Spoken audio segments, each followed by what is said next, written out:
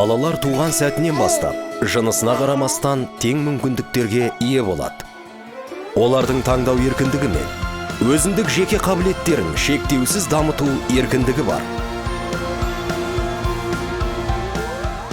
Олар еліміздің өз болашағына сеніммен қарайды. Іскер әйелдер және отбасы ошағының қорғаушылары. Еліміздің мемлекеттік саясаты нәзік жандыларға әртүрлі салаларда жұмыс істеу құқықтарын жүзеге асыруға кепілдік береді. Ер баланы тәрбиелесең, бір адамды тәрбиелейсің. Қыз баланы тәрбиелесең, ұлтты тәрбиелейсің деген халық даналығы бар. Қыз болашағы, ел болашағы.